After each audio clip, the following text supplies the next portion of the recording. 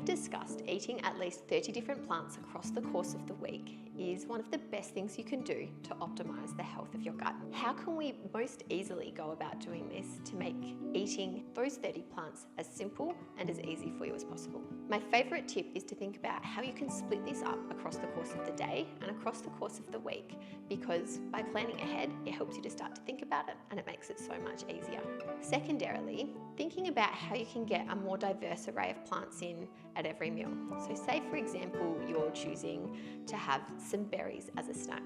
Maybe instead of just having some strawberries, you also incorporate some blueberries and some blackberries.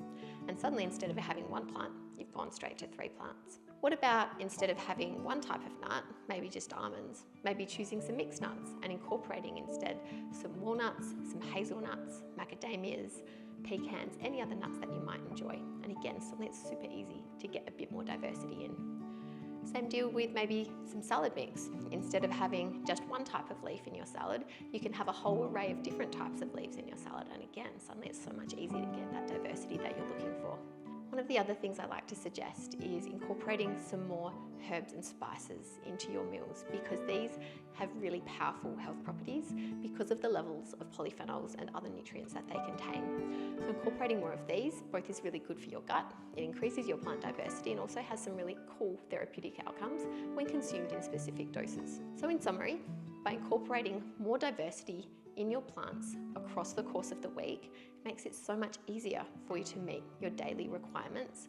It also makes it so much easier for you to improve the health of your gut. And as we know, this improves your mood, it improves so many other parts of your health.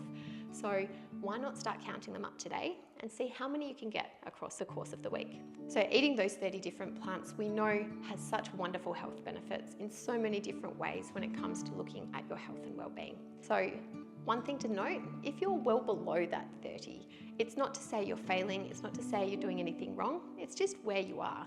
And I think starting where you are is one of the most important things when it comes to any health-related changes you might be making. It's not about being the best immediately, it's about looking at where you're up to and making small changes at a time.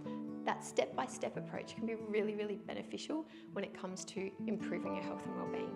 So maybe you've counted up your plants that you're having. Maybe you've only had 5 or 6 so far across the course of this week. Nothing wrong with that, it's a good start.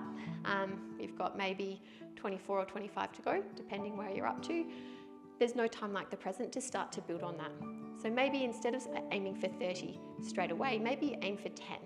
And then once you're hitting 10 across the week consistently, maybe you aim for 15 and then start to build on that.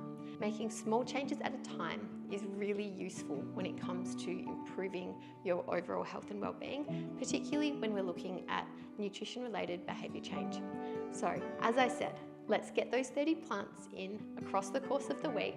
It's going to make you feel so much better. It's going to help you to live a happier and healthier life, purely because of the impact it has on the health of your gut.